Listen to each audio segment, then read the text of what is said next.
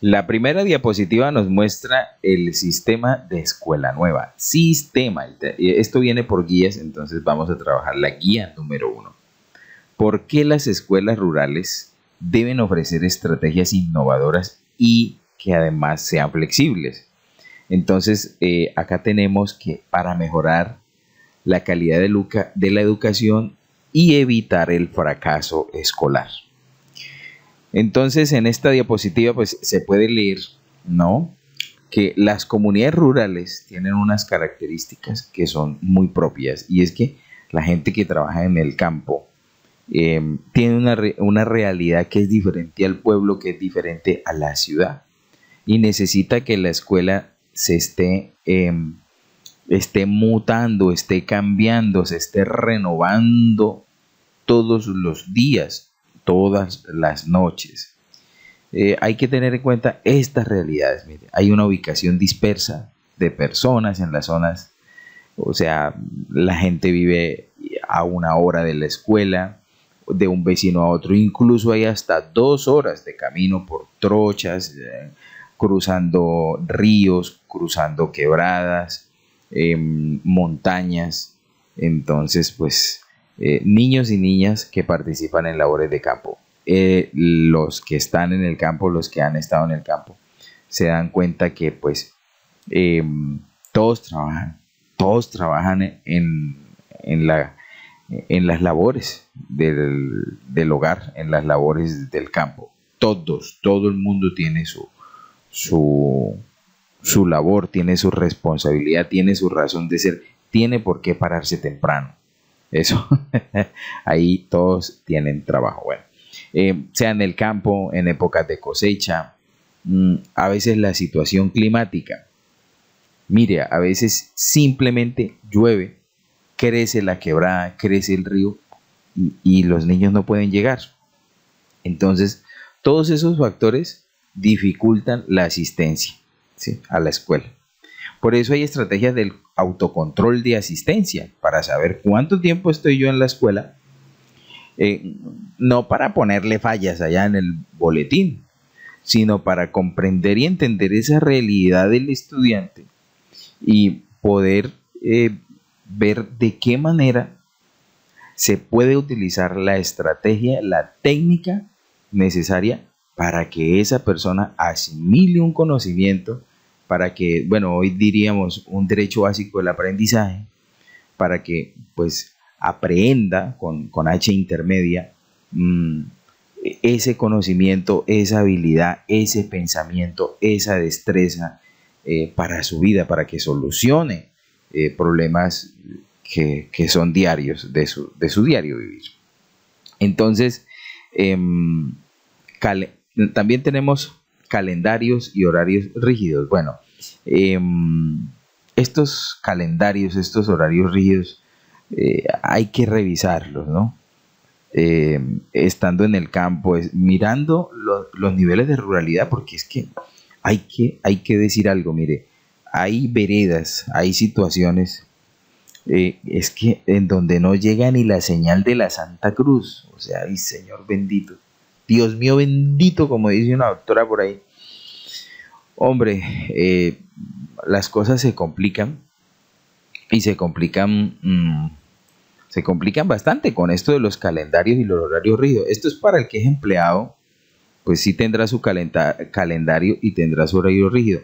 Pero es que ese sistema de escuela nueva, esto tiene que hacerle frente a esto, a ese calendario y a ese horario rígido. O sea, no puede ser tan rígido que, que haya un fracaso escolar, que el niño deje la escuela, que el niño deje de aprender, que le matemos esas ganas por ir más allá, por explorar por explorar esas cuestiones, esas preguntas. En alguna ocasión me pasó que un padre de familia visitaba su casa y me quedé porque pues era una zona en la que pues no había camino, sí había caminos, pero era complicado ya después de las 4 o 5 de la tarde, ¿no?, transitarlos. Y fascinado, don Jesús Renoga, fascinado por las preguntas que me hacía y que yo le respondía.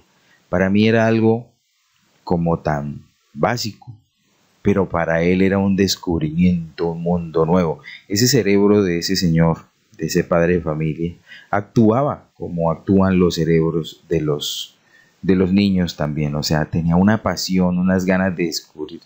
Bueno, ¿y por qué se quema la gasolina? Si eso es agua, si eso es un líquido. ¿Mm? Mire qué pregunta tan interesante, con una profundidad tremenda en lo químico. ¿Por qué las baterías? O sea, ¿cómo hace una batería para guardar energía? ¿Cómo se hace para contener la energía ahí? O sea, ¿por qué? ¿Y por qué se acaba? Entonces, mire, responder a eso es fascinante, ¿no? Entonces, que por favor estos calendarios y estos horarios no maten o no quiten la posibilidad de disfrutar de la pasión de esas preguntas. Bueno, el número significativo de familias desplazadas, migrantes con nivel de avance académico diferente al de los niños de la escuela, lo que genera repetir el año, la repitencia. Mire, las personas que saben qué es el desplazamiento, qué es tener que dejar su casa, su vida, su empresa, sus esperanzas de seguir adelante, de dejar su corazón, de dejar muchas cosas, de dejar parte de sí en esa tierra, en ese momento histórico en el que a veces sus familiares pierden la vida. Pues tenemos que, los docentes tienen que recibir esos niños, los hijos de las víctimas y los hijos de los victimarios en la misma escuela. Eso pasa en el campo, eso pasa en la ruralidad, eso lo permite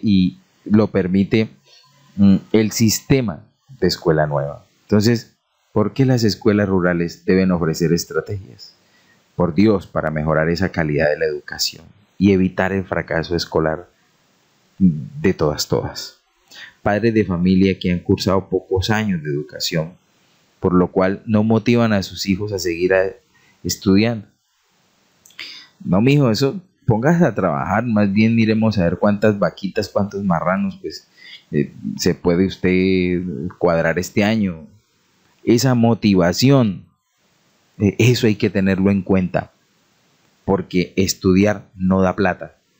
Eso es lo que dice el campesino. No todos, algunos campesinos que pues tienen pocos años de educación, pero sobre todo lo ven porque lo que se aprende en la escuela a veces es un universo, a veces no es tan práctico.